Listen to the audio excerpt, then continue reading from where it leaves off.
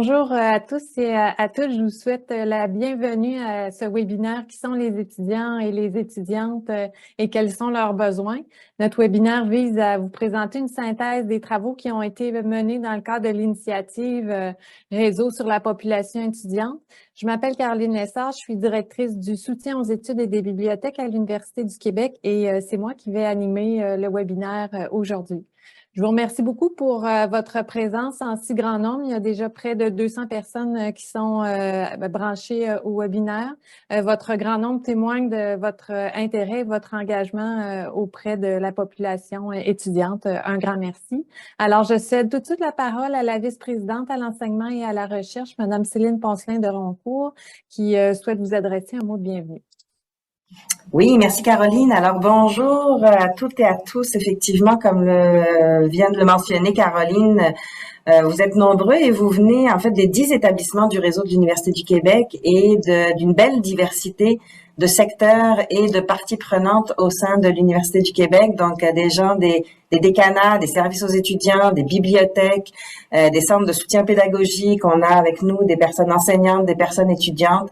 Et donc, comme on le dit, c'est effectivement une bonne nouvelle, je dirais, pour l'intérêt et l'importance qu'on accorde à la population étudiante et à sa réussite.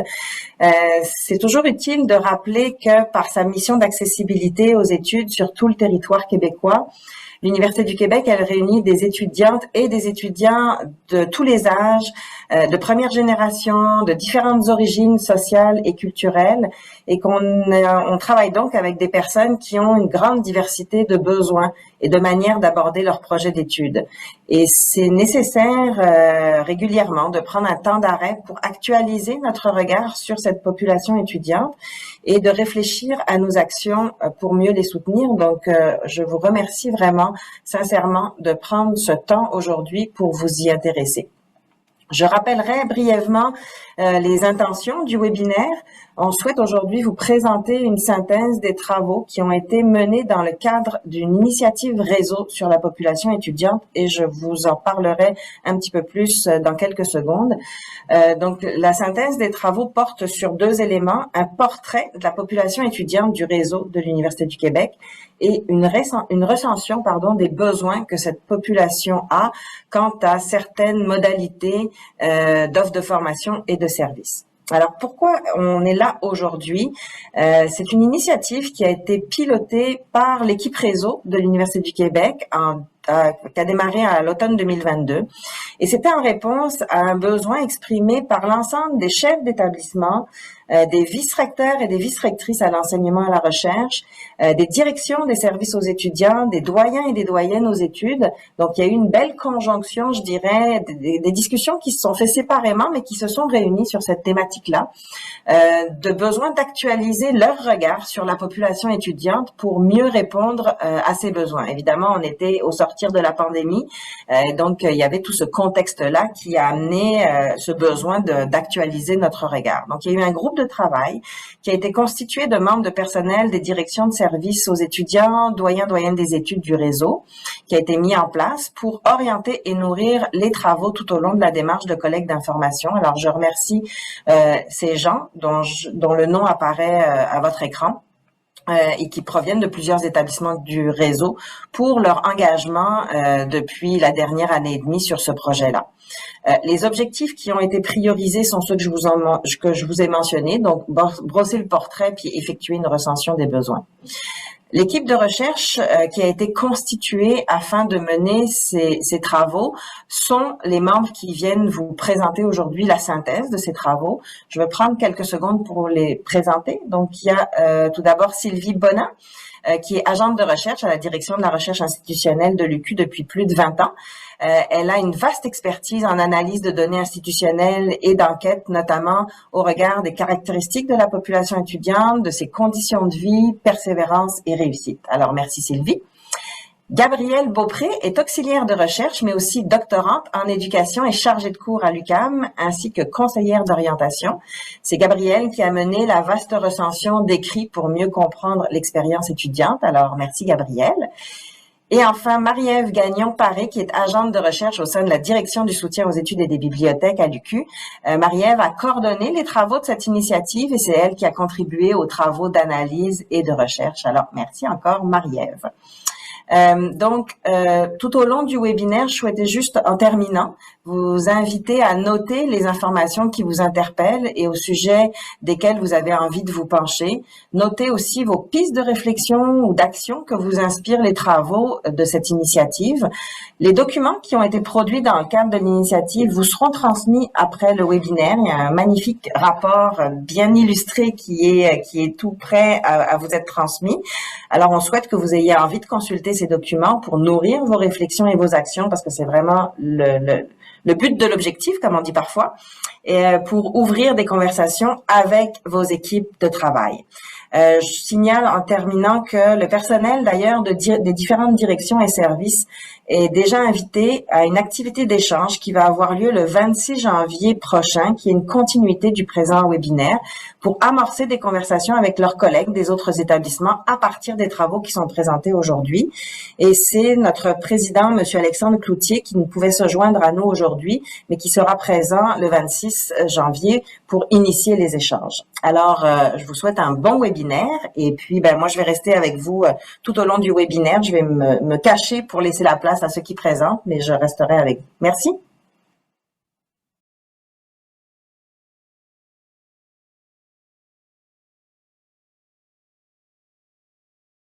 Caroline, ton micro est coupé. Merci. Alors, merci beaucoup, Céline. Nous allons pouvoir démarrer la présentation d'aujourd'hui. Rapidement, voici le plan de déroulement du webinaire qui comprendra 3 grandes sections. La mise en contexte de l'initiative et ses travaux, le portrait de la population étudiante du réseau dans sa diversité, ainsi que l'expérience et les besoins des personnes étudiantes quant à certaines modalités d'offres de formation et de services. On pense notamment à la formation à distance et l'apprentissage expérientiel. On va se garder un temps à la fin du webinaire pour répondre à vos questions. Questions que je vous invite tout au long de la présentation à écrire dans le module questions-réponses qui se trouve dans le bas de l'écran Zoom. Alors, n'hésitez pas, on va prendre un moment à la fin pour y répondre et tous nos panélistes seront disposés pour y répondre. Alors, je cède maintenant la parole à Marie-Ève Gagnon-Paré qui va vous présenter en quelques mots les démarches qui ont été menées dans le cadre de notre initiative. Merci beaucoup, Caroline. Merci, Céline. Bonjour à tout le monde. Merci beaucoup d'être là. Je me joins à Caroline et à Céline pour partager mon enthousiasme de vous compter en si grand nombre pour la présentation des faits saillants de nos travaux aujourd'hui. On espère sincèrement qu'ils vont pouvoir alimenter vos réflexions sur vos actions, que ce soit individuellement, à l'échelle de votre service ou de votre établissement. C'est vraiment pour vous qu'on a mené ces travaux-là, donc on espère qu'ils vont rayonner chez vous et qu'ils vont vous être utiles. Juste avant de vous présenter les faits saillants de nos travaux, je vous présente quelques détails sur les démarches qui ont été menées. Donc, comme l'a mentionné Céline, c'est un travail de co-construction, je tiens à le dire, là, qui a été mené avec le groupe de travail de l'initiative tout au long de la dernière année. Je les remercie très, très sincèrement pour leur précieuse contribution. Ils nous ont nourris vraiment de leur perspective terrain afin d'orienter nos démarches, nos travaux. Donc, pour que ça soit le plus signifiant et le plus utile possible, puis que ça résonne avec le contexte que vous vivez dans vos établissements. Donc, je salue vraiment leur engagement. Dans le cadre de notre travail ensemble, les membres du groupe de travail ont été invités au tout début de notre collaboration à partager leurs questionnements au sujet de la population étudiante. Puis ils ont été invités à prioriser certaines questions. C'est vraiment à partir de ces questions-là que nous avons mené nos travaux, puis que certaines pistes de réponse vous seront présentées aujourd'hui. Donc, ces questions, la question générale, c'est quelles modalités d'offres de formation et de services sont à privilégier pour répondre aux aspirations et aux besoins de la population étudiante. Il y a aussi 3 angles qui ont été ciblés parce qu'évidemment, c'est une grande question. Donc, la diversité étudiante, hein, comment prendre en compte la diversité étudiante dans notre offre de formation et de services? Quel mode ou structure de formation et de services devrait-on privilégier pour répondre à la diversité de cette population étudiante-là? Puis, quelle place devrait-on faire à l'apprentissage expérientiel? Je vous présente maintenant quelques éléments, quelques démarches, les grandes lignes des travaux que l'on a menés. Donc, on a d'abord mené une veille, une recension d'écrits sur la population étudiante en vue de répondre à ces questions-là. On s'est principalement appuyé sur des travaux qui ont été publiés au Québec au cours des 10 dernières années. On a travaillé beaucoup à partir déjà des travaux qui brossaient une synthèse des connaissances récentes sur la population étudiante québécoise, son expérience et ses besoins. Je tiens à souligner les contributions, les apports des dossiers de l'Observatoire sur la réussite en enseignement supérieur, l'ORES, les avis puis les études du Conseil supérieur de l'éducation aussi qui ont beaucoup nourri nos travaux, puis les analyses des COBS là, sur la population collégiale. Donc, on s'est vraiment beaucoup appuyé sur ces travaux-là. Il y a eu aussi une analyse des données d'inscription pour brosser un portrait de la population étudiante de l'UQ. Excusez-moi. Il y a eu aussi l'analyse des résultats de certaines enquêtes. Donc, Sylvie vous les décrira plus en détail dans quelques minutes. Puis, on a pu aussi bénéficier de la relecture de 2 spécialistes, donc Madame Katia Papi, qui est professeure titulaire au département d'éducation de l'Université TÉLUQ, et Madame Stéphanie Demers, qui a été professeure chercheuse au département des sciences de l'éducation de l'UQO de 2011 à 2021, puis qui est aujourd'hui doyenne des études à cette même université. Donc, je les remercie très sincèrement pour cette contribution-là aussi à nos travaux. Donc, tous ces travaux-là ont culminé avec la production d'un rapport de recherche puis d'une synthèse de nos travaux. Donc, comme le disait Céline, ces documents vous seront transmis prochainement. Peut-être pas tout de suite, parce qu'il reste quelques petites ficelles à attacher au niveau de la mise en page, mais on essaiera de vous faire suivre le tout par courriel là, le plus rapidement possible. Donc, on vous invite vraiment à vous les approprier, à les consulter, puis à les partager à vos collègues.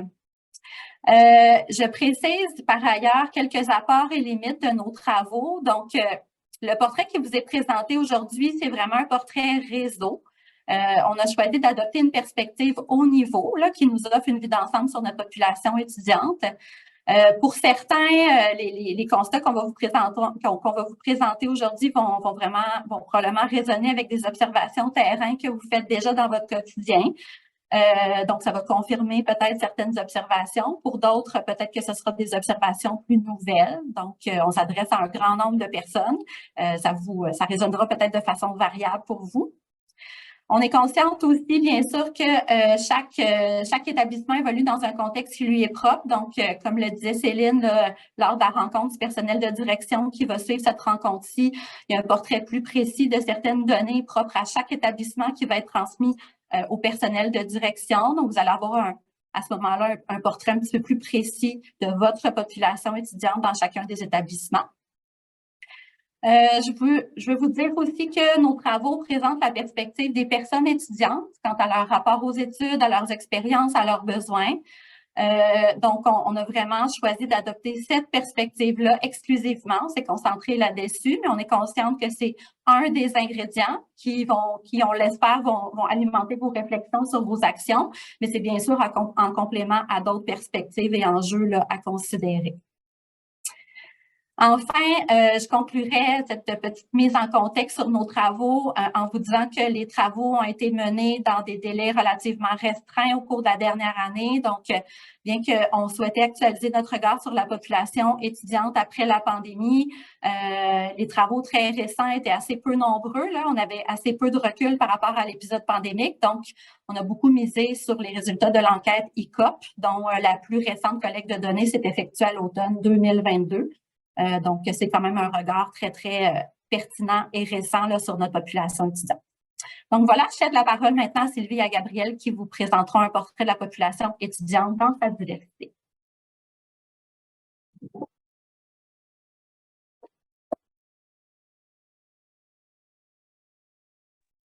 Bonjour, j'y vais tout de suite avec les données qui ont été utilisées pour le portrait. Alors, comme le disait Marie-Ève, on a travaillé avec les données d'inscription de l'Université du Québec. On a surtout regardé les données des 10 dernières années, mais dans certains cas, vous allez voir qu'on se permet d'aller beaucoup plus loin. On recule de 30 ans pour mieux voir le chemin parcouru. On me suggérait aussi de mentionner tout de suite qu'on va segmenter les données suivant souvent les programmes de grade et non grade et peut-être juste de s'assurer que tout le monde comprend bien de quoi on parle exactement. Donc, les programmes de grade, bien entendu, vous savez, c'est les programmes de baccalauréat, maîtrise et doctorat. Et quand je vais référer aux programmes non grade, par défaut, ça va être les programmes courts, les micro-programmes, les certificats de premier cycle ou les DESS. On utilise aussi les données du système G2 du ministère à quelques reprises pour positionner l'Université du Québec dans le contexte québécois. On va se servir aussi du système des cohortes étudiantes de l'Université du Québec, donc les données de cheminement de l'UQ, pour aller analyser, entre autres, les changements de programme, les abandons et les durées d'études. Et vous voyez au bas de la diapositive, il y a 3 enquêtes qui sont mentionnées. L'enquête ICOP dont Maria vous parlait, l'enquête NECI et l'enquête ECEMD. Vous avez à droite de chacune des sources la population cible de chacune de ces enquêtes-là. Et on va s'en servir, entre autres, pour aller chercher de l'information comme les conditions de vie de nos étudiants, leur parcours antérieur, les liens qu'ils entretiennent avec le marché du travail. Puis aussi pour aller voir le temps qu'ils allouent aux études ou à d'autres activités, aux compétences qu'ils vont acquérir et à l'expérience éducative dans l'établissement. Alors, qui sont nos étudiants aujourd'hui? Tout d'abord, l'Université du Québec, ça représente le tiers de la population, de la population universitaire québécoise, donc des inscriptions québécoises. Parmi toutes les personnes qui sont inscrites à l'UQ, ce sont les 3/4 environ qui sont au premier cycle. Donc, l'autre quart est au cycle supérieur. On y revient dans un instant. Et parmi les personnes au premier cycle, c'est à peu près la moitié, un peu plus de la moitié qui sont au baccalauréat, donc dans un programme de grade, et l'autre moitié se trouve dans un programme non grade ou aux études libres. Au niveau des cycles supérieurs, on a connu une belle croissance au cours des 30 dernières années. On est passé de 10% de la population étudiante au cycle supérieur à plus du quart, 26% aujourd'hui en 2022-23. Et au niveau de la croissance, il y a aussi les étudiants internationaux qui sont en croissance depuis plusieurs années, comme vous le savez. Au cours des 30 dernières années, on est passé de 2% à 18% de la population étudiante qui provient de l'international. Et cette croissance-là est particulièrement marquée au cycle supérieur. Si on regarde, ce sont les données actuelles, donc on voit qu'aujourd'hui, on est rendu à plus de 3 étudiants sur 10 au deuxième cycle qui sont des étudiants internationaux et plus de 4 sur 10 au troisième cycle. Au cours des 30 dernières années, tous cycles confondus, la part des femmes, elle, est restée relativement stable autour de 60% à l'Université du Québec. C'est une proportion qui est assez semblable aussi à ce qu'on voit dans l'ensemble des universités québécoises. Donc, les femmes sont majoritaires. Par contre, ce qu'on observe, c'est que la part des femmes diminue avec le cycle d'études. Donc, on voit à l'extrême gauche du graphique, vous voyez que 63% des étudiants au premier cycle sont des femmes, alors qu'à l'autre extrémité, c'est 38% seulement aux études postdoctorales qui sont des femmes. Je mentionnerai peut-être aussi que la croissance qu'on vient de voir au niveau de l'effectif international influence quand même cette tendance-là, parce que on a vu qu'ils sont davantage présents, les étudiants internationaux, au cycle supérieur, et ils sont aussi majoritairement de sexe masculin. Avec sa mission d'accessibilité, c'est sûr que nos étudiants ont quand même aussi une charge personnelle assez grande. On a parlé tantôt d'entrée de jeu, Céline l'a mentionné. Donc, leur charge personnelle est aussi plus grande que ce qu'on voit dans les autres universités québécoises. Les données NECI nous permettent justement d'aller voir ce genre de choses-là. Donc, plusieurs de nos étudiants vont s'engager dans leurs études de manière moins exclusive. On en a d'ailleurs 7 sur 10 qui sont en emploi à leur premier trimestre d'études.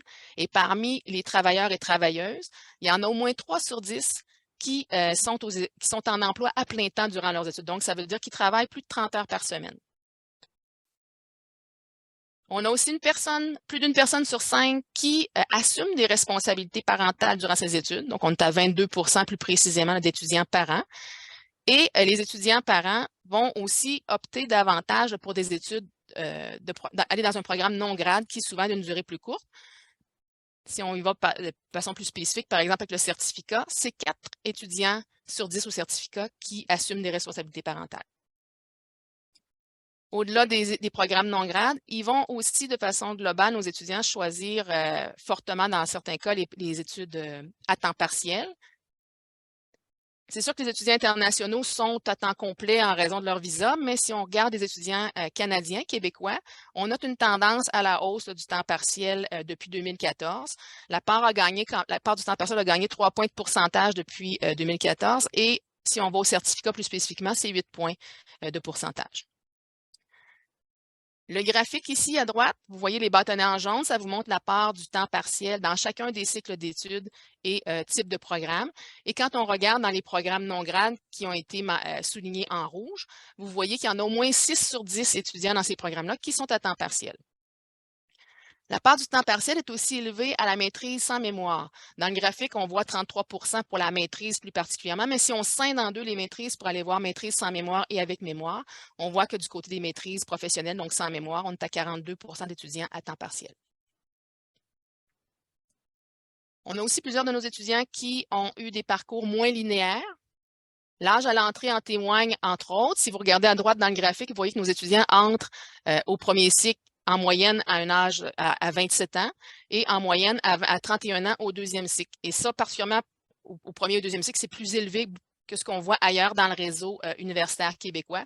Quand on regarde les données du ministère, entre autres, on peut valider ce genre de choses-là. Donc, nos étudiants sont plus âgés en moyenne lorsqu'ils entrent à l'université.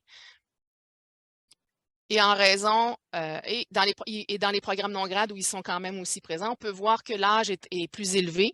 Si on prend le premier cycle et on le scinde dans le programme de grade et non grade, vous voyez que dans les programmes non grades, l'âge en moyenne va être 30 ans à l'entrée.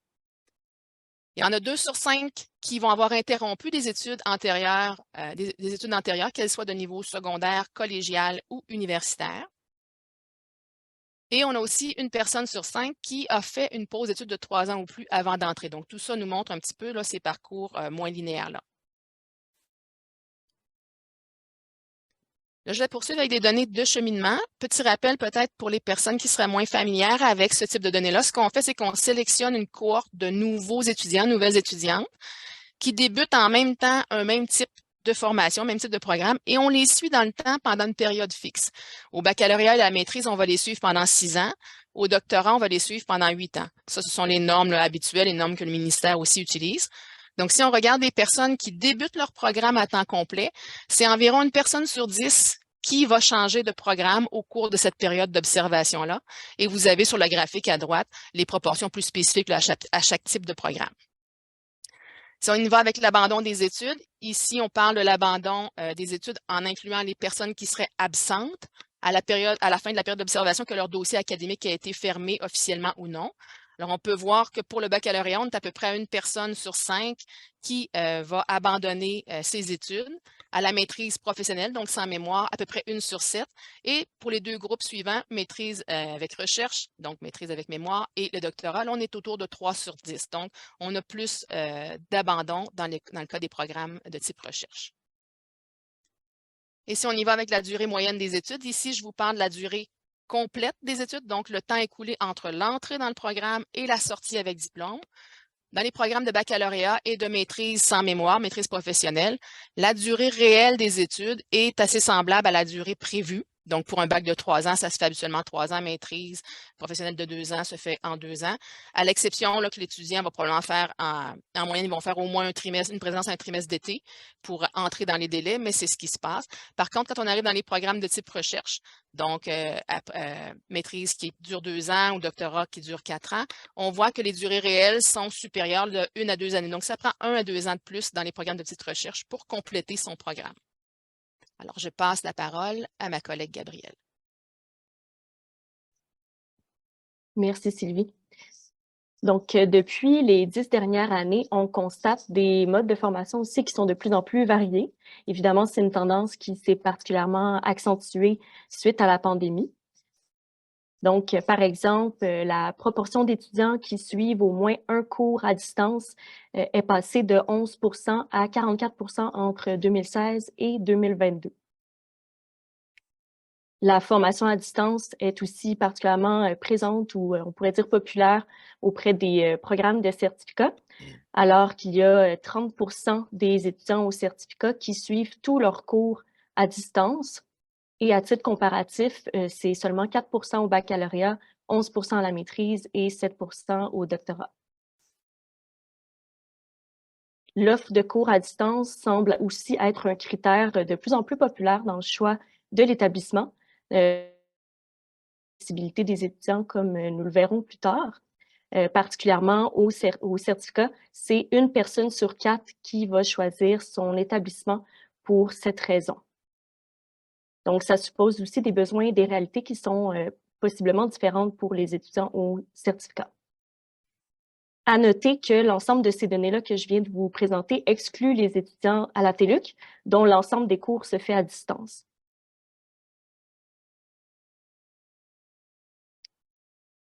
On s'est ensuite intéressé aux valeurs de la population étudiante dans le but de mieux les comprendre pour aussi pouvoir anticiper leurs besoins. Donc, ce que la recension des écrits nous indique, c'est que la valorisation de la formation tout au long de la vie et la quête d'équilibre entre les sphères de vie sont des tendances sociales qui pourraient expliquer en partie pourquoi on remarque un rapport aux études qui est de moins en moins exclusif et de plus en plus non linéaire. Plus précisément chez la génération Z, donc ceux qui aujourd'hui sont âgés environ là, dans la vingtaine, l'autonomie et l'indépendance sont des valeurs importantes qui s'observent notamment dans l'individualisation des parcours d'études. Donc ça, l'individualisation dans les parcours d'études, c'est quand on va placer la personne étudiante comme élément premier dans les choix qui vont être reliés à son cheminement scolaire. Les données ICOP démontrent aussi que la grande majorité de la population étudiante va considérer les études comme étant la sphère de vie la plus importante. À titre comparatif, c'est 19% de la population étudiante qui considère le travail comme leur sphère de vie la plus importante et 7% les loisirs. Donc, malgré un mode d'engagement de moins en moins exclusif et des parcours plus atypiques, on constate quand même que la majorité des étudiants valorisent énormément leur projet d'études. Pour ce qui est des motivations à poursuivre des études universitaires, on remarque que les motivations sont multiples, mais sont souvent ancrées dans un désir de développement professionnel. Donc, les données ICOP démontrent qu'en ordre de préférence, on retrouve le fait d'acquérir des connaissances dans une discipline particulière, obtenir un diplôme dans une discipline particulière, accéder à une profession, enrichir sa culture personnelle et finalement aimer l'activité intellectuelle.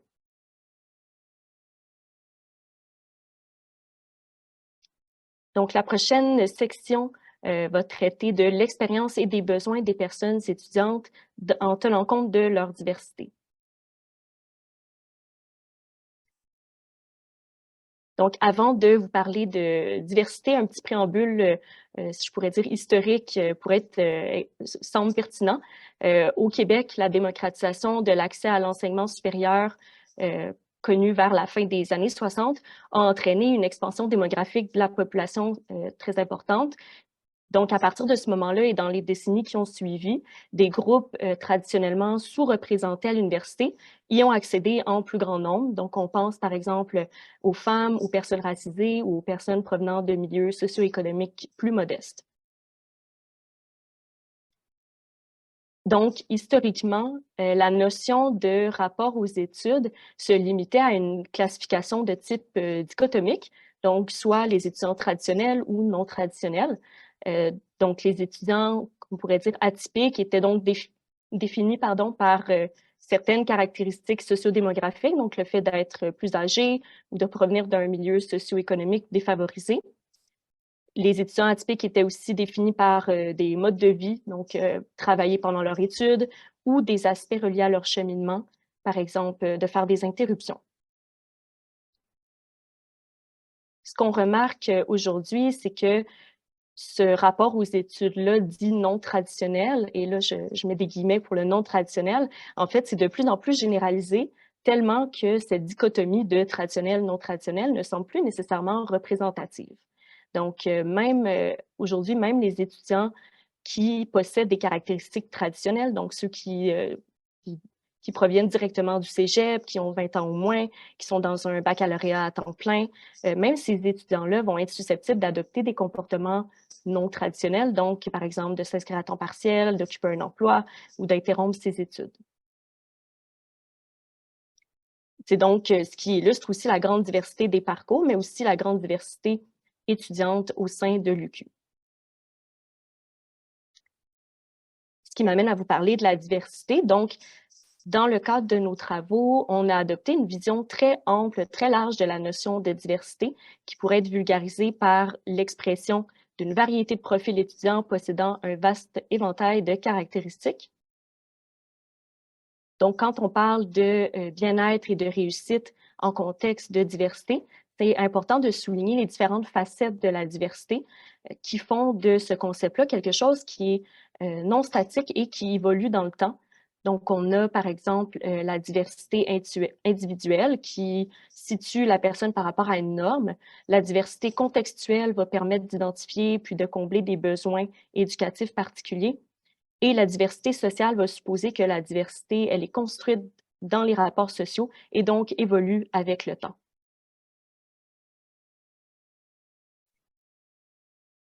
Puis, la définition de justement la Chaire de recherche du Canada permet d'illustrer cette conception très large de la diversité qu'on a adoptée dans le cadre de nos travaux.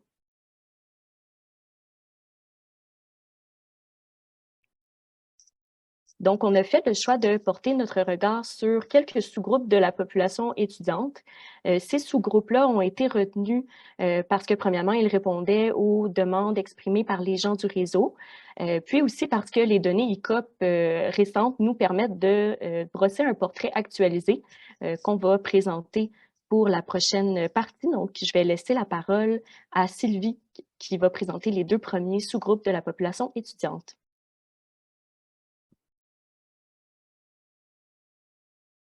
Oui, alors j'y vais avec le premier sous-groupe, qui sont les étudiants de première génération universitaire ou ce qu'on appelle plus communément les EPGU. Alors, c'est quoi un EPGU? C'est une personne dont les parents n'ont pas fait d'études universitaires avant lui ou avant elle. Donc, il n'y a pas de modèle d'études universitaires au sein de son foyer. Ça fait en sorte que le soutien est souvent plus limité. En effet, le parent de l'EPGU est souvent moins bien outillé pour accompagner son jeune dans la démarche qu'il vient d'entreprendre. Donc, on va voir une présence moins soutenue au niveau des travaux scolaires. Le parent est souvent moins impliqué dans le choix du programme. Et aussi, ils sont moins présents, les parents, au niveau du soutien financier du projet d'études. Souvent, les étudiants de première génération vont être davantage en emploi durant leurs études que les autres étudiants. Si on regarde au début des années 90, les étudiants de première génération représentaient à peu près 75 de la population entrante à l'UQ. Cette proportion-là a diminué au fil des ans avec l'augmentation de la scolarisation universitaire. Effectivement, plus on occupe le territoire, plus on permet aux gens de se former. Quand ils retournent, ils font aux adultes de faire des retours aux études, leurs jeunes ne sont plus de première génération lorsqu'ils entrent à leur tour par la suite. Donc, les plus récentes données ICOP nous montrent qu'il reste quand même aujourd'hui encore 44 d'étudiants de première génération à l'Université du Québec. Et malgré cette baisse-là au fil des ans, 44 c'est quand même plus que ce qu'on observe dans les autres universités québécoises et même dans les autres universités canadiennes sans faculté de médecine. C'est ce que les données NECI là, nous permettent d'observer. On peut se comparer à cet effet-là.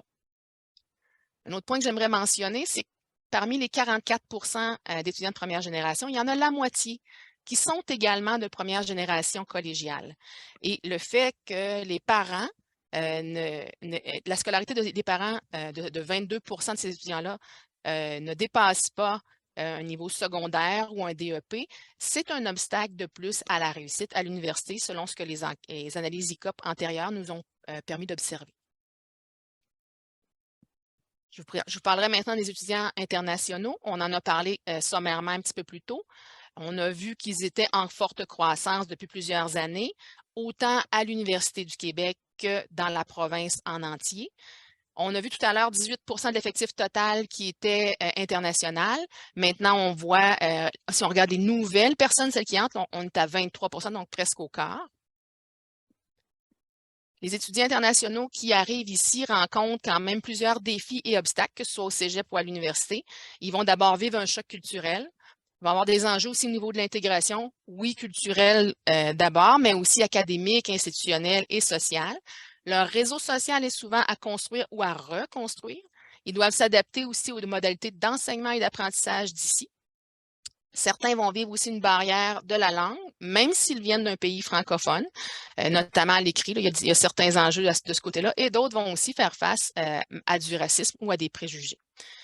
Ces enjeux-là qu'ils rencontrent vont se répercuter sur leur réussite. Vous avez ici à droite les taux de diplomation de la plus récente cohorte au baccalauréat à l'Université du Québec. Donc, vous avez les citoyens canadiens, puis j'ai mis en dessous les étudiants internationaux. Donc, on voit que les taux de diplomation sont beaucoup plus faibles à l'intérieur de la période d'observation de 6 ans que pour les étudiants canadiens. On est dans les étudiants, évidemment, qui cheminent à temps complet ici. Et je vous ai mis aussi les résidents permanents parce qu'à la prochaine diapositive, on va parler des étudiants issus d'immigration. Donc, gardez en tête que les enjeux de réussite sont également présents là, pour cette population étudiante-là. Alors, avec leur statut de résident temporaire, les étudiants internationaux n'ont pas nécessairement accès à toutes les bourses d'études comme les étudiants canadiens et aussi pas aux mêmes services publics gratuits de santé et d'emploi, ce qui fait en sorte qu'il va falloir être attentif et offrir une offre de services spécifiques pour s'assurer qu'on va favoriser leur réussite et leur sécurité psychosociale. Ils vont avoir, entre autres, parmi ces besoins-là, d'accéder qu'on les soutienne dans leur démarche pour accéder au logement, à l'emploi, aux services de santé, à certaines activités et même à des stages de formation. À la prochaine diapo, ce sont des recommandations en lien avec les défis, obstacles puis besoins qu'on vient de discuter. Ces recommandations-là ont été formulées par l'Union étudiante du Québec dans son avis de 2021 qui portait sur la communauté étudiante internationale. Certaines de ces recommandations-là concernent de l'information du soutien qu'on pourrait offrir aux étudiants internationaux. Je ne les lis pas en détail, vous pourrez y accéder là, et les regarder plus attentivement lorsque vous aurez le document par la suite. D'autres recommandations concernent des formations qu'on pourrait leur offrir pour les aider à mieux naviguer dans le système universitaire québécois. Et il y a également des suggestions de formation et de sensibilisation pour le personnel et la communauté universitaire là, qui sont proposées pour mieux sensibiliser les gens là, à la réalité et aux défis des étudiants qui sont entre nos murs. Alors, je vous invite à consulter cet avis-là pour en savoir un petit peu plus. Et moi, je termine avec le groupe des étudiants issus de l'immigration avant de repasser la parole à mes collègues. On en a 1 sur 10 environ qui ont leur résidence permanente parmi les étudiants qui entrent à l'UQ. Ils ont certains enjeux en commun avec les étudiants internationaux, ne serait-ce que de par leurs origines, mais ils ont aussi une réalité bien distincte, on y revient dans un instant, et parce qu'ils sont légalement canadiens, donc ils entrent dans le grand groupe des étudiants canadiens, dans le grand groupe dans lequel ils sont minoritaires, ils passent malheureusement souvent sous le radar, malgré avec les enjeux de réussite qu'on vient de voir. On a vu tout à l'heure, vous avez vu qu'ils étaient dans une situation particulièrement délicate. Et là, on voit qu'on les perd de vue là, quand on regarde les taux de diplomation des Canadiens dans leur ensemble. Effectivement, si on regarde les données, ce que les données ICOP nous ont appris par le passé et aussi la recension des écrits, ils rencontrent des enjeux de reconnaissance, des qualifications lorsqu'ils arrivent ici. Effectivement, les données ICOP nous montrent qu'ils sont quand même plusieurs à déjà détenir un diplôme universitaire lorsqu'ils entrent à l'Université du Québec. Ils ont aussi une lourde charge familiale. Et quand je dis lourde, on est vraiment dans une catégorie à part. C'est 1 sur 2 qui a des enfants aux études. Donc, c'est 2 fois plus que les étudiants canadiens. Il y a un autre 15 qui soutiennent d'autres membres de leur famille autres que les enfants. Donc, ça peut être un parent plus âgé. C'est 5 fois plus aussi que les étudiants canadiens. Là. Quand je dis canadiens, je parle majoritairement des étudiants québécois. Donc, on voit qu'il y a vraiment une lourdeur et une charge personnelle très, très grande. En conséquence de cette charge personnelle-là, ils vont avoir fait une pause d'études avant d'entrer de 3 ans ou plus davantage que les autres. C'est 2 fois plus élevé, cette proportion-là, que pour les étudiants canadiens. Ils entrent à l'université au premier cycle à un âge plus avancé. Souvent, ça va être en moyenne 10 ans plus tard que les autres. Et c'est 1 sur 2 qui se dit en situation financière précaire. C'est énorme. Et parmi ces étudiants-là, 7 sur 10 vont travailler. Parmi ceux qui travaillent, c'est 1 sur 2 qui est en emploi à plein temps, donc qui travaille 30 heures ou plus par semaine durant ces études. Donc, vous voyez qu'ils ont vraiment une couleur bien particulière. Alors, c'est important aussi de ne pas les oublier là, dans la séquence. Je repasse la parole à ma collègue Gabrielle.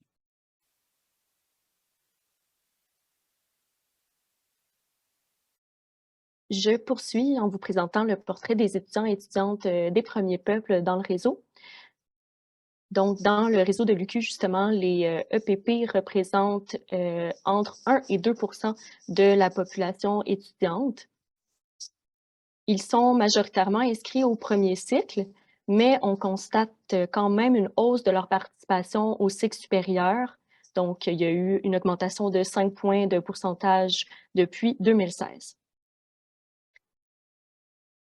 Malgré tout, les étudiants des premiers peuples font face à plusieurs obstacles à l'accessibilité aux études universitaires.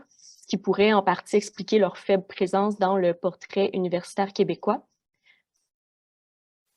On note par exemple parmi les obstacles l'éloignement géographique, la perte de repères et de soutien, le choc intergénérationnel et la précarité financière comme des exemples.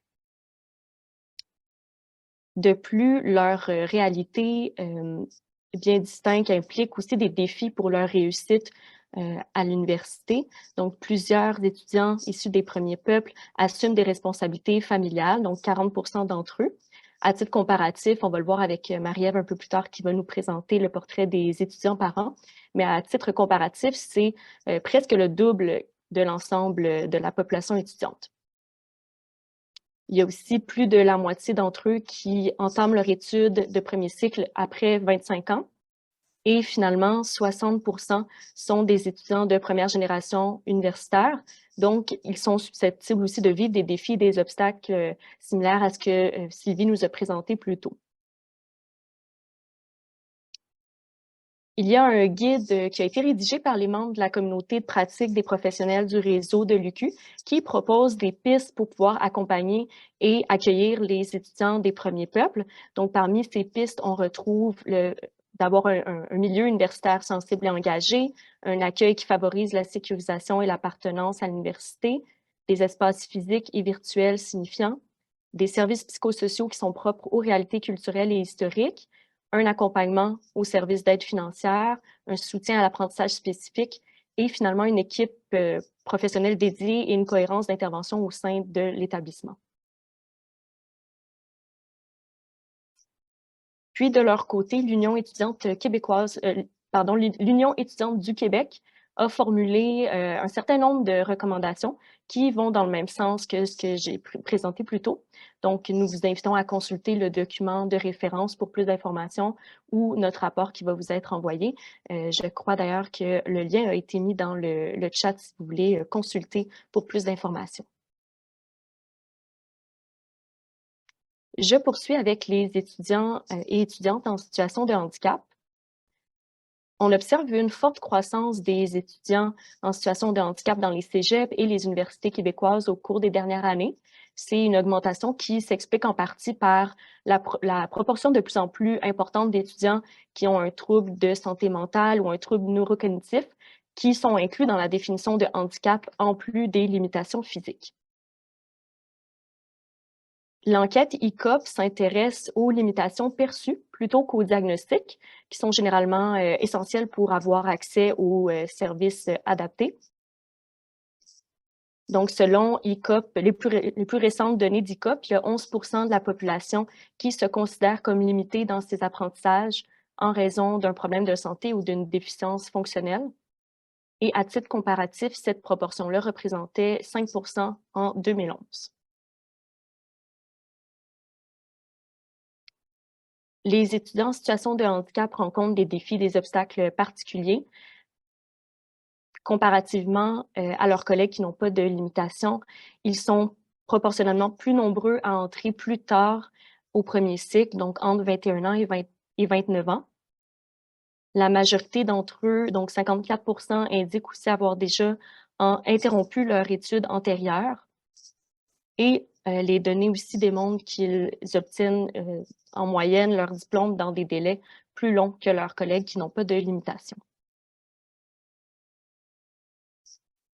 Encore une fois, l'Union étudiante du Québec propose des recommandations aux universités pour pouvoir mieux soutenir l'expérience étudiante de ces étudiants-là, dans le fond, ces recommandations-là concernent notamment tout ce qui entoure l'information, les politiques institutionnelles, le comité institutionnel, des pratiques d'enseignement inclusives et des mesures d'accompagnement. Je cède maintenant la parole à Marie-Ève qui va présenter les deux derniers sous-groupes de la population. Merci beaucoup, Gabrielle. Donc, je conclus cette sous-section sur la diversité étudiante en vous présentant notre dernier sous-groupe, le dernier sous-groupe qu'on a regardé, qui sont les étudiants et les étudiantes par an. Donc, comme Sylvie nous le signalait tout à l'heure, ils sont assez nombreux dans le réseau. Hein, selon les dernières données ICOP, c'est plus d'une personne sur 5 qui va assumer des responsabilités parentales. Donc, c'est 2 points de pourcentage de plus qu'en 2011. C'est quand même une part considérable de la population étudiante qui doit concilier les études avec la parentalité. Bien sûr, on sait que plusieurs étudiants des autres sous-groupes présentés ci-avant, là, comme Gabriel et Sylvie vous l'ont mentionné, là, les étudiants des premiers peuples, les étudiants immigrants sont aussi très, très nombreux à être parents. Donc, aujourd'hui, on a fait le choix de vous présenter de manière isolée les quelques sous-groupes de la population étudiante, mais il faut garder en tête que les réalités qui sont vécues par la population étudiante s'entrecroisent chez plusieurs. Donc, les défis puis les besoins peuvent se cumuler pour plusieurs personnes étudiantes. Les plus récentes données d'ICOP montrent également que parmi les nouvelles personnes inscrites à l'UQ qui sont parents, 67 % ont plus d'un enfant. 17 % s'occupent seuls des enfants et 20 % en assument seuls la charge financière, ce qui peut quand même accentuer les défis que pose la conciliation des études avec la parentalité. On sait aussi qu'une grande majorité d'étudiants parents travaillent en plus de leur responsabilité parentale, donc 74 % vont occuper un emploi à temps plein, ce qui est quand même 30 heures et plus par semaine.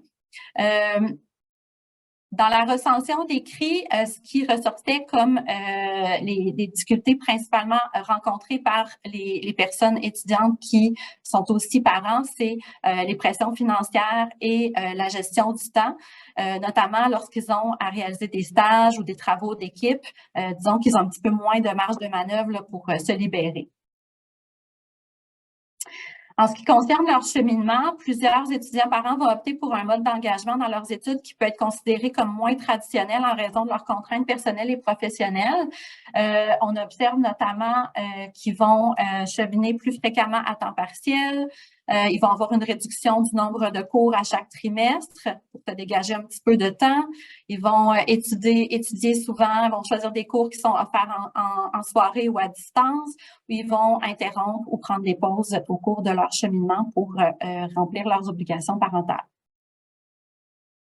En complément, ces modes d'engagement-là qui leur permettent de mieux concilier les études avec le travail et les responsabilités parentales, plusieurs services ou pratiques sont reconnus pour favoriser la réussite des étudiants parents, dont la flexibilité des cours, par exemple la formation à distance qui leur permet d'économiser du temps de déplacement, puis de suivre leurs cours à la maison. Donc, ça évite d'avoir à faire garder les enfants, par exemple.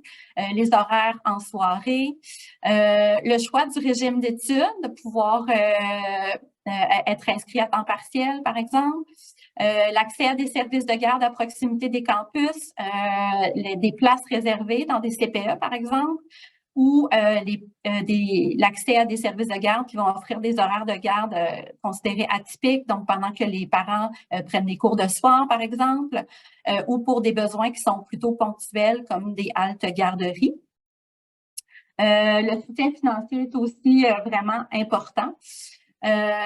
Les travaux de Tremblay et Yagoubi, qui sont assez récents là, sur ce sous-groupe de la population étudiante, montrent cependant que l'accès à ces mesures ou à ces services sont assez variables d'un établissement à l'autre. Donc, ils ont fait une recension de ce qui était offert aux parents étudiants. Donc, c'est sûr que ça pose le défi de l'accès aux services puis de l'équité entre les différents étudiants selon leur établissement d'attache. Aussi, ils ont observé que certains accommodements rapportés par les étudiants parents demeurent informels et donc à la discrétion du corps enseignant. Est-ce qu'il va se poser un accès variable d'une personne à l'autre? Par exemple, s'il y a une demande d'accommodement pour la date de remise des travaux en raison d'un enjeu familial. Donc, en conclusion à cette première section-là, bien évidemment, on constate la grande diversité de notre population étudiante et de ses besoins. Malgré tout ça, malgré cette diversité-là, au-delà des particularités de certains sous-groupes, certains besoins sont partagés par bon nombre d'étudiants et d'étudiantes. Donc, c'est ce que nous avons dégagé de la recension d'écrits. Parmi ces besoins partagés, on relève là, un besoin marqué de flexibilité. Donc, étant donné cette grande diversité des réalités, des profils, l'idée d'offrir aux étudiants la possibilité d'adapter leur parcours d'apprentissage et leurs expériences pour qu'elles correspondent à leurs besoins spécifiques est vraiment précieuse et importante. Les travaux du Conseil supérieur d'éducation montraient que cette flexibilité-là peut s'opérationnaliser à différents niveaux, que ce soit à l'échelle des cours, à l'échelle des programmes d'études, que ce soit en offrant la possibilité de cheminer à temps partiel ou de pouvoir collaborer avec d'autres établissements. La souplesse aussi, la flexibilité au niveau de l'accès aux services qui leur sont offerts. Un autre besoin commun, c'est qui a été identifié par l'Observatoire sur la réussite en enseignement supérieur, c'est vraiment celui d'appartenance et de reconnaissance. Donc, ce que l'ORES mettait de l'avant, c'est que c'est vraiment important de déployer ces efforts-là à l'échelle des établissements pour augmenter ce sentiment d'appartenance et de reconnaissance pour favoriser la réussite des personnes étudiantes. Ce sentiment favorise aussi une meilleure adaptation psychologique, psychosociale au milieu d'études. Enfin, le dernier besoin, c'est celui d'instaurer un climat et une éducation inclusive. Donc, plusieurs travaux montrent que la reconnaissance et la valorisation de la diversité sous toutes ses formes sont vraiment essentielles pour assurer la réussite et le bien-être des étudiants. L'ORES met de l'avant dans son dossier sur le DI que cette reconnaissance-là est une responsabilité qui est partagée par l'ensemble des acteurs et des actrices des établissements d'enseignement supérieur pour améliorer l'expérience étudiante. Et cette responsabilité-là peut se déployer à différents niveaux et à l'aide et par différents moyens. Il y en a plusieurs qui sont proposés dans le dossier de l'ORES, mais ça pourrait être par exemple de la sensibilisation de la communauté universitaire à la diversité sous toutes ses formes, ou en soutenant par exemple l'implication d'une diversité de voix étudiantes dans la mise en place, le suivi ou l'amélioration des politiques institutionnelles. Je cède maintenant la parole à Gabrielle qui va introduire la dernière partie du webinaire qui porte sur certains modes de formation. Merci Marie-Ève. Donc, on s'est ensuite intéressé à l'expérience et aux besoins des étudiants par rapport aux différentes modalités de formation et de services. Donc, comme on a abordé plus tôt, les modalités de formation et des services ont connu une diversification fulgurante au cours des dernières décennies, notamment accentuée par l'essor technologique, mais plus récemment, la pandémie COVID-19, évidemment, a forcé l'ensemble des établissements universitaires à se tourner vers des modes d'enseignement, mais aussi des modes d'offre de services alternatifs au présentiel pour des raisons sanitaires. Donc, suite à cet épisode de crise, le groupe de travail s'est posé deux questions. Premièrement, quel mode ou structure de formation et de services offrir? Et deuxièmement, quelle place devrait-on allouer à la formation expérientielle dans les parcours étudiants et étudiantes?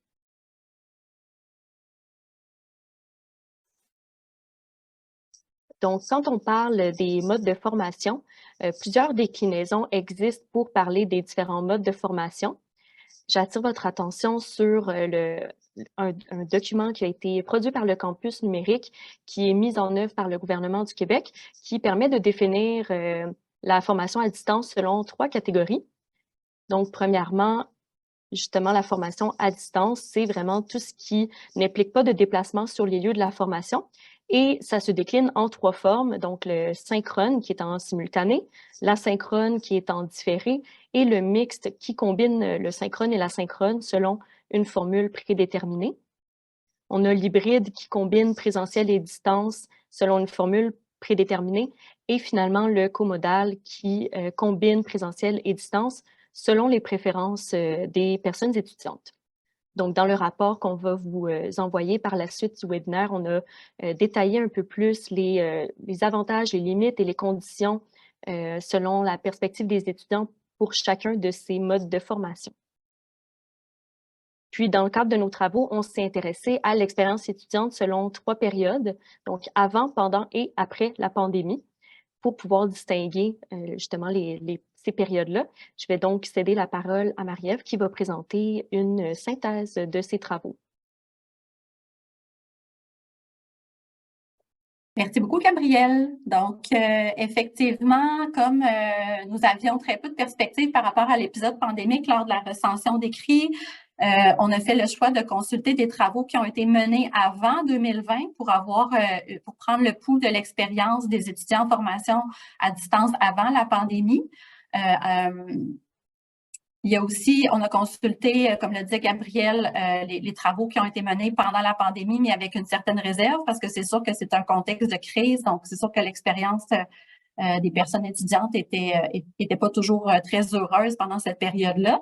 Puis, on a mis ça en perspective aussi avec quelques travaux plus récents sur l'expérience des étudiants en formation à distance.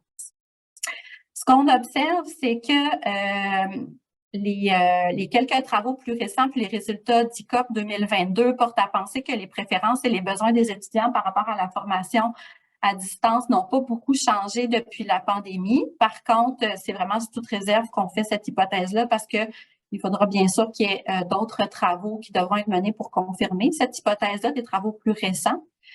Ce qu'on constate, par contre, c'est que, chez la population étudiante, bien sûr, plusieurs apprécient la formation à distance parce qu'elle favorise l'accessibilité aux études, particulièrement pour les personnes qui vont vivre à une bonne distance des campus. Elle offre, comme on l'a vu précédemment, beaucoup de flexibilité pour plusieurs étudiants, donc ceux qui cumulent des responsabilités parentales et ou professionnelles, et l'économie de temps qu'elle permet. En revanche, ce que les écrits, surtout avant 2020 et même après, là, les quelques travaux récents montrent, c'est que d'autres, évidemment, préfèrent la formation en présence pour les occasions d'interaction sociale, qu'elle offre pour profiter davantage de la vie de campus. Tout particulièrement, là, ça va concerner les étudiants plus jeunes ou en début de parcours qui ont un besoin d'intégration plus important à leur programme d'études, à leur milieu d'études. De même, c'est cette réalité-là, cette préférence-là pour la formation en présence va concerner des étudiants internationaux et des étudiants immigrants qui vont vraiment privilégier, encore une fois, la présence pour les occasions d'interaction sociale qu'elle offre, qui va favoriser leur intégration sociale, culturelle et académique.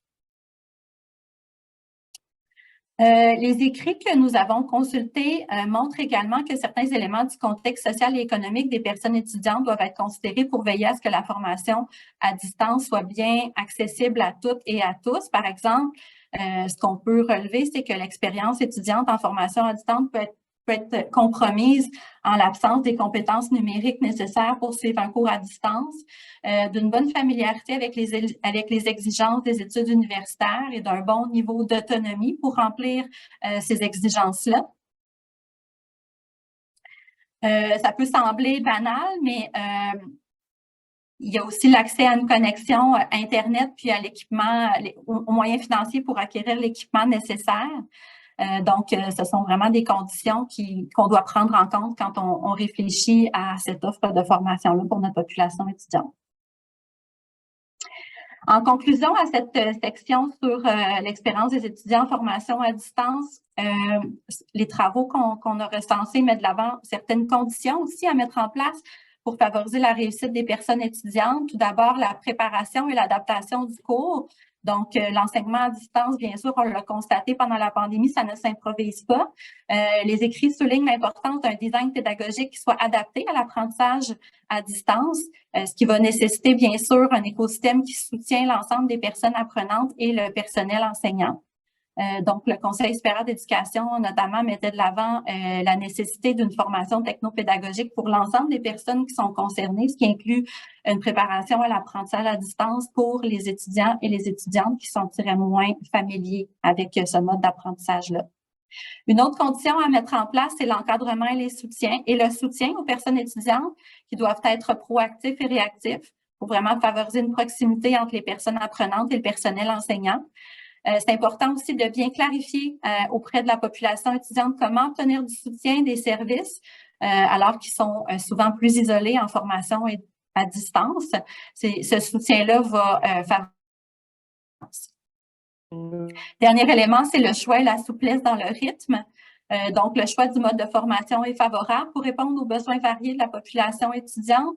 On a vu que les préférences des étudiants peuvent varier selon leur réalité, leurs besoins et leurs contraintes. Donc, c'est vraiment une option intéressante de pouvoir leur offrir un certain choix et une souplesse quand c'est possible. Je vais poursuivre maintenant en vous présentant un survol de ce qui a été repéré dans les écrits sur l'autre thème qui a été priorisé par le groupe de travail de l'IRP, soit la place de l'apprentissage expérientiel dans la formation des étudiants. C'est la dernière section de notre présentation, puis après on pourra poursuivre avec la période de questions. Donc, c'est vraiment une autre question qui avait été soulevée par notre groupe de travail. Alors, quelle place on doit allouer à l'apprentissage expérientiel dans la formation des personnes étudiantes? Qu'est-ce que c'est d'abord l'apprentissage expérientiel, de quoi on parle? Donc, c'est vraiment une stratégie qui place directement les apprenants et les apprenantes dans des situations qui reflètent le plus fidèlement possible la réalité afin qu'ils puissent réaliser leurs apprentissages. Cette stratégie est axée sur le processus d'apprentissage plutôt que sur les résultats. Je tiens à mentionner que les éléments qui sont mis de l'avant ici sont tirés essentiellement d'une recension d'écrit qui a été menée en 2023, donc très récemment, par Léa Coget, qui était une étudiante de l'Université de Montréal qui avait organisé au dernier congrès de la CFAS un colloque sur l'apprentissage expérientiel et ils nous ont gentiment partagé leurs travaux. Donc je rends honneur à leur travail. C'est vraiment à partir de leur recension d'écrit qu'on vous présente 6 éléments clés de l'apprentissage expérientiel. Donc, le premier, c'est l'importance qui est accordée à la personne apprenante, qui est vraiment considérée comme au cœur de ses apprentissages. Donc, les modes d'apprentissage en apprentissage expérientiel sont centrés vraiment sur l'étudiant, sur son apprentissage, plutôt que sur l'enseignement. Ça implique de passer d'un modèle pédagogique qui est fondé sur le transfert de connaissances à un modèle qui requiert plutôt l'implication active de la personne apprenante dans la construction de ses connaissances et de ses compétences. L'autre élément, c'est vraiment l'importance de la réflexivité qui va impliquer que l'étudiant va prendre un temps, après avoir vécu une expérience, d'y réfléchir, faire un retour réflexif sur l'expérience vécue pour pouvoir en tirer des apprentissages, puis mettre cette expérience en relation avec les compétences disciplinaires qui sont recherchées dans son programme de formation. Troisième élément, c'est l'emphase qui est mise sur le processus bien davantage que sur les résultats. On l'a vu dans la définition. Donc, l'apprentissage expérientiel, c'est vraiment conçu comme un processus itératif qui s'échelonne dans la durée, dans le temps, par lequel la personne apprenante va multiplier ses expériences, puis construire ses compétences, puis acquérir ses connaissances au fil de celles-ci. Quatrième élément, c'est l'évaluation.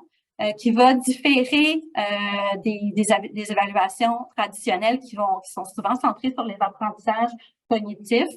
Donc, dans l'apprentissage expérientiel, l'évaluation peut porter sur plusieurs dimensions. Donc, non seulement l'acquisition de connaissances, mais aussi des compétences, des savoirs-agir et des savoir-être.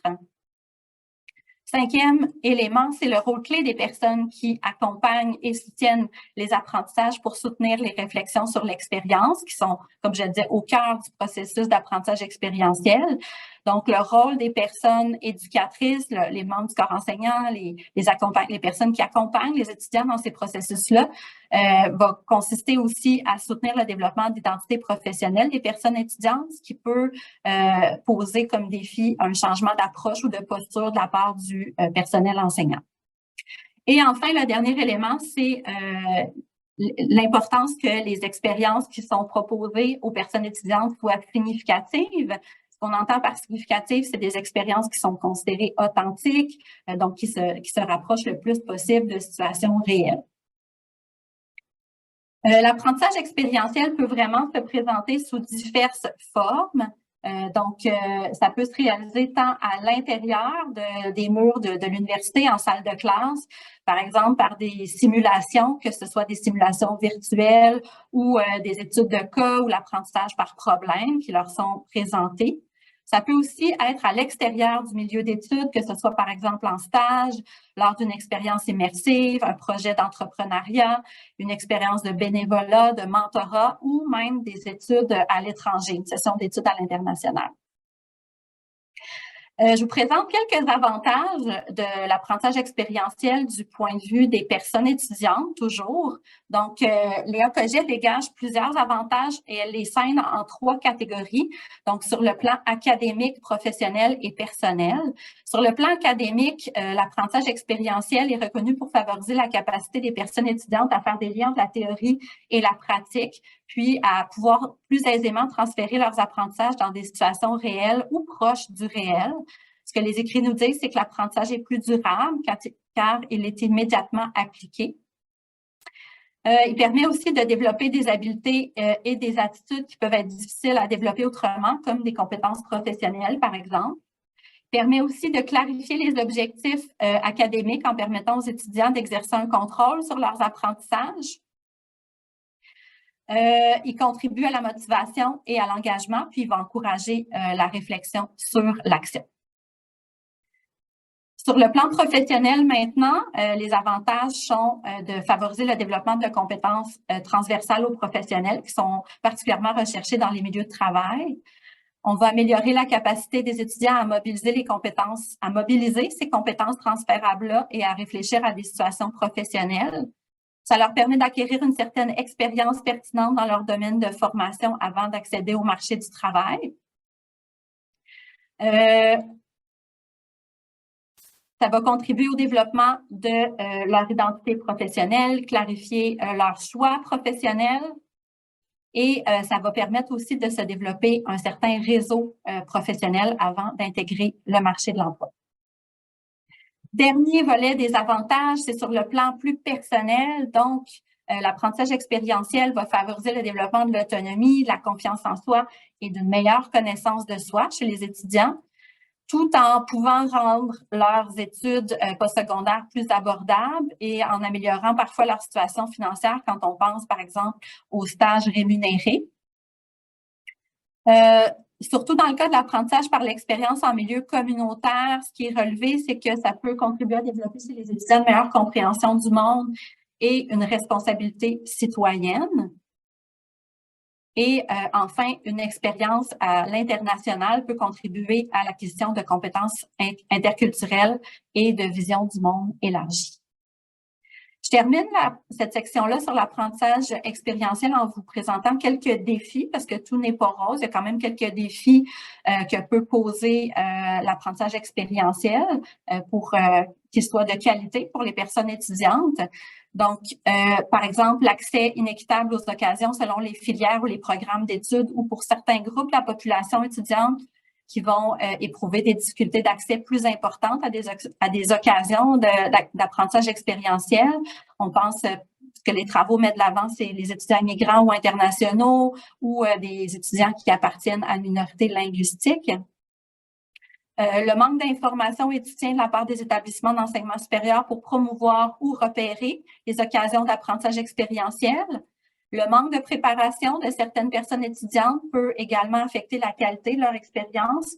Certains groupes, par exemple, comme les étudiants internationaux, peuvent vivre des défis supplémentaires au niveau de leur préparation. Ces défis-là peuvent être liés aux communications dans une langue seconde, à une méconnaissance de la culture ou des attentes des milieux professionnels d'accueil. Et je conclus par le fardeau financier que peut représenter pour certains étudiants une expérience d'apprentissage expérientiel. Par exemple, s'ils ont à participer à un stage non rémunéré, ils doivent, par exemple, réduire le nombre d'heures de travail ou cesser leur emploi. Donc, ça peut mettre une certaine pression financière sur certains étudiants. Donc, c'était un bref survol de quelques éléments à considérer pour réfléchir à la place que l'on pourrait accorder à l'apprentissage expérientiel dans nos établissements. En conclusion, à notre webinaire, à cette présentation-là des faits saillants de nos travaux. Donc, je dirais que comme vous avez pu le constater, étant donné sa mission d'accessibilité aux études, l'Université du Québec accueille vraiment une vaste population étudiante, très diversifiée, non seulement dans ses caractéristiques et ses besoins, mais aussi dans son rapport aux études. C'est ce qu'on a vu plus avant. Je vous remercie vraiment d'avoir pris le temps aujourd'hui de vous intéresser à cette population étudiante-là. Bien sûr, je réitère l'invitation à consulter le rapport de recherche et sa synthèse qui vont vous être transmis par courriel prochainement. On espère vraiment que ces informations-là pourront nourrir vos réflexions sur vos actions, que ce soit à l'échelle individuelle, à l'échelle de vos équipes ou de vos établissements. Donc, n'hésitez pas à partager nos travaux puis à échanger avec vos collègues à partir de ces informations-là. Donc, merci beaucoup à tout le monde. Je vais repasser la parole à Caroline pour la période de questions maintenant. Alors, merci beaucoup à nos trois présentatrices, Sylvie, Gabrielle, Marie-Ève, qui ont relevé le défi de bien synthétiser tous les résultats de recherche. Merci beaucoup. On est rendu à la période de questions. Si ce n'est pas déjà fait, vous avez l'occasion de les inscrire dans le module questions-réponses. Alors, nos panélistes ont ouvert leur caméra. On a aussi avec nous Katia Papy et Stéphanie Demers. Katia Papy, qui est enseignante professeure à la TELUC, qui a fait une relecture critique de nos travaux. Et Stéphanie Demers, qui est doyenne des études à l'UQO, qui a aussi procédé à une relecture critique de nos travaux et qui pourront répondre aux besoins à vos questions s'il y en avait qui dépassaient un peu l'envergure de la portée de nos travaux. Certaines questions ont déjà été répondues via le module questions-réponses. Certaines portaient sur des liens vers des documents qui ont été cités. Alors, tous les documents qui ont servi à nourrir nos travaux seront mis dans les références à la fin du rapport. Vous pourrez y avoir accès. Et c'est Stéphanie Vagneux qui va lire les questions au fur et à mesure qu'elles entreront. Stéphanie, il y en a une première que tu pourrais lire. Merci.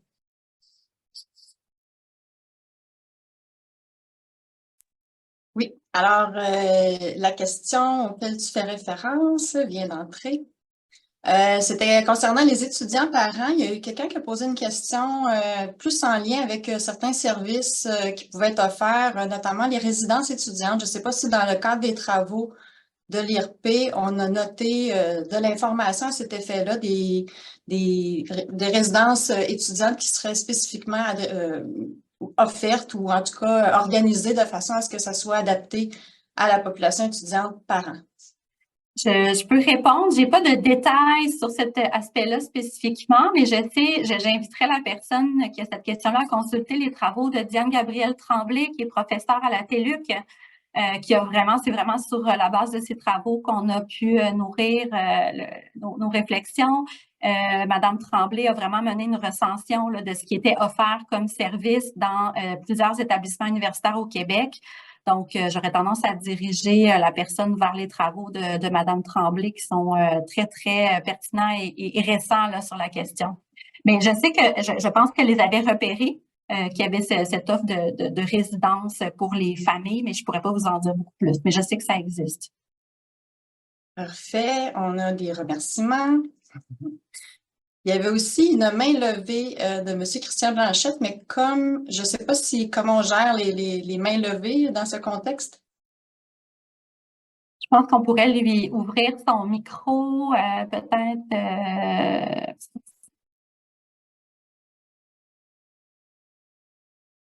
Je vais essayer de... Voilà, je pense que vous pouvez parler. Super. Monsieur Blanchette. Oui, bonjour. C'est plus un commentaire. Vous m'entendez? Oui, on vous entend bien. C'est plus un commentaire sur la conclusion qui a été faite à propos des étudiants en temps partiel, des modes de fréquentation des universités. Moi, je fais partie du Conseil supérieur d'éducation lors de la rédaction de l'avis là, sur l'éducation des adultes, mais j'ai aussi 10 ans de pratique à la faculté d'éducation permanente. Et ce qu'on voyait clairement, et je pense qu'au niveau du réseau de l'UQ, on doit s'en soucier, même s'il y a plus d'étudiants qui, selon les catégories qu'on se donne, qui fréquentent à temps partiel, il y a quand même une différence dans l'identité de l'étudiant. Moi, j'utilise un cadre où je dis, on a des étudiants qui travaillent, ce faisant, vont s'engager en partie à temps partiel périodiquement, et il y a des travailleurs qui étudient. Et c'est une définition propre que l'étudiant se donne, c'est une identité qu'il se donne qui fait que sa relation à l'université est différente. Donc, les travailleurs qui étudient vont, dans mon expérience, participer beaucoup plus à des programmes courts où la flexibilité sera particulièrement importante. Et ils ne se voient pas nécessairement comme étudiants traditionnels, ils se voient bièrement comme étudiants non traditionnels et leur relation à l'université est différente. Et l'étudiant qui travaille, lui, a une identité qui est beaucoup plus près de l'étudiant traditionnel et en général, ils vont regarder ces étudiants-là les programmes de grade beaucoup plus que les programmes courts, même s'il peut leur arriver de prendre des cours et participer à des cours qui sont dans des certificats.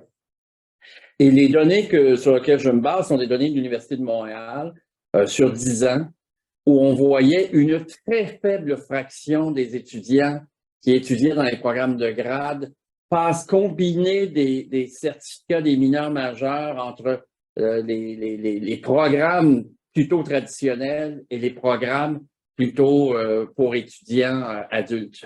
C'est vraiment, là, il y avait presque un mur, 5% seulement faisaient usage des deux. Il y avait vraiment deux silos, même si dans les deux cas, même si dans le cas des étudiants plus traditionnels, il y avait une plus grande fréquentation à temps partiel que dans le passé. Donc, je pense que pour nous, dans la manière dont on réfléchit nos services et nos universités, ça demeure deux populations, même si je sais que le Conseil supérieur de l'éducation a dit « Ah, ça devient un peu la même chose ». Non, ils n'ont pas creusé cette diversité, cette différence-là marquée et cette identité-là marquée. C'est un travail, là, un de nos chercheurs, une de nos chercheuses dans le réseau de l'UQ devrait s'y porter une attention particulière. Merci beaucoup, M. Blanchette, pour cette précision-là fort pertinente. Stéphanie, il y a d'autres questions qui sont arrivées dans le module questions-réponses. Oui, alors on a une question ici de Stéphane Dagneau. Alors, de quelle manière l'approche inclusive pourrait répondre aux besoins multiples liés à la diversité des personnes étudiantes? Je ne sais pas s'il y a quelqu'un dans les panélistes ou les personnes qui sont présentes pourraient répondre à cette question. Nos travaux ont moins porté sur ces questions-là. Il y a Stéphanie qui peut apporter peut-être des pistes de réponse. Je pourrais compléter au besoin, mais Stéphanie, oui. Stéphanie? Merci. Je ne suis pas capable de réactiver la caméra toutefois, mais juste, ça dépend de quelle approche inclusive on met en œuvre parce qu'il y en a une multitude. Il y a des éléments, en fin de compte, des approches inclusives. On peut penser à la conception universelle de l'apprentissage qui, en fin de compte, est cette idée que les modalités d'enseignement et le type de travail que l'on demande, de travaux, en fin de compte, d'évaluation, de situation d'évaluation que l'on propose aux personnes étudiantes, soient les plus ouvertes et flexibles possibles pour assurer que les personnes étudiantes, selon leur profil, puissent, en fin de compte, réaliser et réussir ce type de situation d'évaluation. Il y a bien entendu aussi d'autres éléments des approches inclusives qui touchent beaucoup le relationnel. Donc, à cet égard-là, là, il y a Isabelle Collet, notamment, là, qui a travaillé sur la mise, une certaine mise à jour de la toile de l'équité de Claudie Solar, là, qui, en fin de compte, présente des conditions dans la salle de classe pour organiser les dynamiques, pour organiser les échanges, les interactions, pour s'assurer que effectivement là, toutes les personnes étudiantes peuvent participer à la hauteur de leur potentiel et de leurs besoins. Donc, à cet égard-là, c'est aussi un document super intéressant.